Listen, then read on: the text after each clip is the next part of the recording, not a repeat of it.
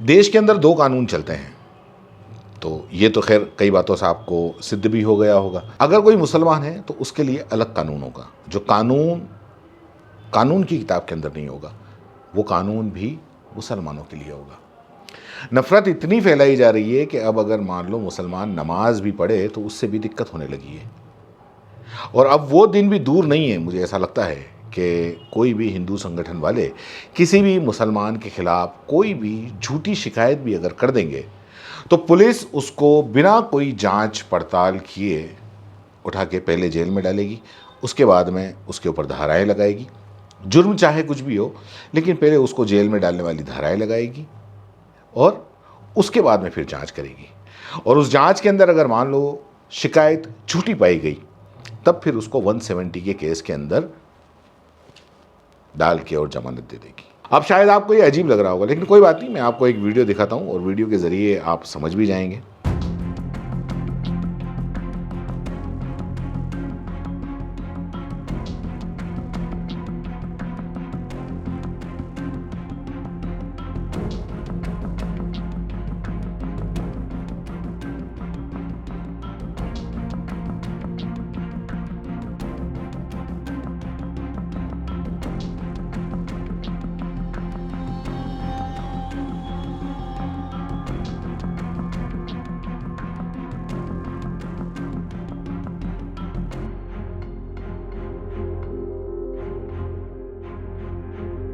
देखा ये video drone से लिया गया है और ड्रोन से किसी हिंदू संगठन वाले ने लिया है। इसमें टीन शेड है, टीन शेड के अंदर एक प्लॉट के अंदर टीन शेड लगा हुआ है, उसमें कुछ लोग मुस्लिम लोग हैं जो जुमे की नमाज पढ़ रहे हैं और ये नमाज पढ़ रहे हैं, यही इनका कसूर है, क्योंकि ये नमाज नहीं पढ़ सकते।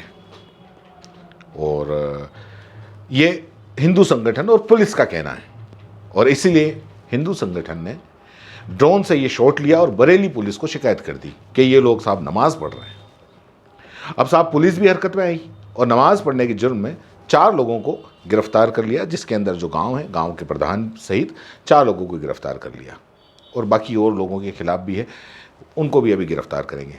पुलिस का कहना है कि गणतंत्र दिवस के मौके पर शहर के अंदर निषेधाज्ञा लगी हुई थी, इसलिए गिरफ्तार किया। मतलब गणतंत्र दिवस है तो जाहिर सी बात है गणतंत्र दिवस पूरे देश के अंदर मनाया जाता है, और अगर मान लो पूरे देश के अंदर मनाया जाता है तो जाहिर सी बात है कि हर देश में, पूरे देश के अंदर, हर शहर में, हर गली गांव मोहल्ले के अंदर निषेधाज्ञा लगी हुई होती है, चाहे गणतंत्र दिवस हो या 15 अगस्त हो उसके पहले। तो क्या पूरे देश की मस्जिदें बंद कर दें? जुमे की नमाज होती है, उसमें करोड़ों मुसलमान, बल्कि मैं तो ये कहूँगा कि देश का हर मुसलमान जुमे की नमाज़ पढ़ता है, तो क्या करें, नहीं पढ़ें नमाज? और अगर मान लो नमाज़ पढ़ेंगे तो सबको जेल में बंद कर देंगे।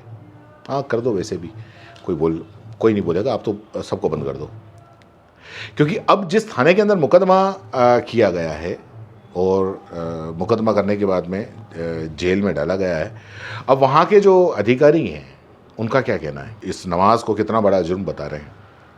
तो पहले इन अधिकारी की बात सुन लो, उसके बाद में फिर अपन बात करते हैं। कल दिनांक 18 जनवरी को थाना बहरी पर सूचना प्राप्त हुई थी कि थाना क्षेत्र के ग्राम जाम सावंत में कुछ लोगों द्वारा सामूहिक रूप से एक प्राइवेट स्थान पर जुमे की नमाज को अदा किया जा रहा है।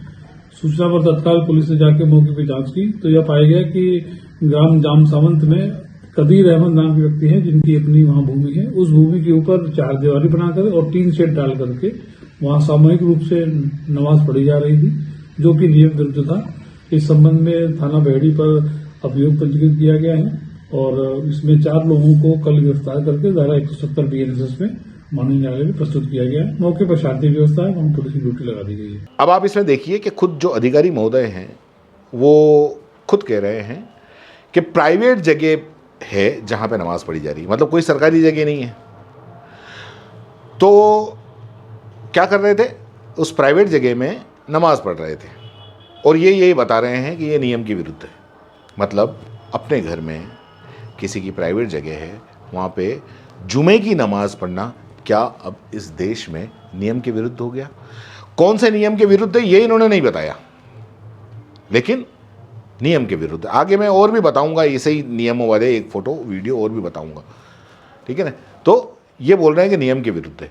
और 4 लोगों की गिरफ्तारी की गई है, जिसमें धारा 170 BNSS के अंदर उनको गिरफ्तार किया है। अब आप सोचोगे कि साहब ये BNSS क्या है, यह आपको जानना बहुत जरूरी है। धारा 170 BNS, दरअसल BNS की धारा 170 पुलिस को दी गई एक शक्ति है।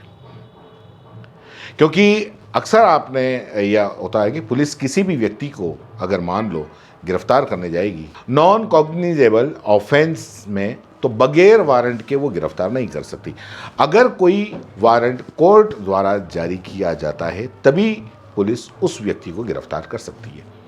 पर पुलिस को कॉग्निजेबल ऑफेंस में इस धारा 170 में सीधे गिरफ्तार करने की शक्ति प्राप्त होती है।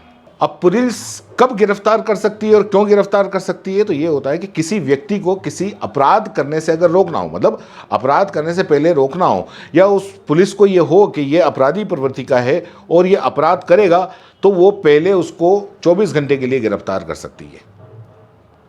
मतलब उसने अपराध किया नहीं है बल्कि करने का प्रयास होता है। और पुलिस को इसलिए इस धारा ने ये जिम्मेदारी सौंपी है कि वो नागरिकों के अधिकारों की रक्षा करे और समाज में शांति व्यवस्था बनाए रखे। पुलिस केवल अपराध होने के बाद में मतलब इसमें कार्य नहीं करती। इस जो धारा है 170 उसके अंतर्गत पुलिस को ये शक्ति है कि किसी भी व्यक्ति को संदेह के आधार पर गिरफ्तार वो कर सकती है, भले उसने कोई अपराध नहीं किया हो। लेकिन अगर पुलिस को ये शक है कि ये अपराध करेगा तो गिरफ्तार कर सकती है और उसको गिरफ्तार करने से रोक सकती है। लेकिन 24 घंटे के अंदर अंदर उसको वापस जमानत भी देनी होगी। मतलब ये है कि पुलिस को ये लगा कि साहब ये नमाज पढ़ रहे हैं तो ये कोई गलत काम कर रहे हैं। मतलब नमाज पढ़ना आपके हिसाब से अपराध की श्रेणी के अंदर आ गया, या नमाज पढ़ेंगे तो कोई अपराध करेंगे, ये पुलिस को लगता है। और इसीलिए क्या पुलिस ने गिरफ्तार किया, या सिर्फ क्योंकि पुलिस को हिंदू संगठन ने ये ड्रोन का फुटेज दे दिया तो उनको मतलब कोई ना कोई कार्रवाई करनी थी, इसलिए कर दिया। अब आप ये वीडियो देखो। मेरी विघ्न विनायक देवा, सबसे पहले करी तेरी सेवा। ये ट्रेन का है, ट्रेन के अंदर भजन गाए जा सकते हैं, लेकिन कहीं एक जगह, किसी की प्राइवेट जगह, किसी की अपनी जगह, किसी के घर के अंदर नमाज नहीं पढ़ी जा सकती। भैया क्या कर रहे हो, क्या कैसा देश बना रहे हो, कहाँ जाओगे, कहाँ लेके जाओगे इतनी नफरतें, और क्यों इतनी नफरतें फैला रहे हो, और इसमें क्यों पुलिस प्रशासन पूरी का पूरा सिस्टम ऐसे लोगों का साथ दे रहा है। जवाब मेरे पास में नहीं है, अगर आपके पास में हो तो नीचे कमेंट बॉक्स में ज़रूर बताना।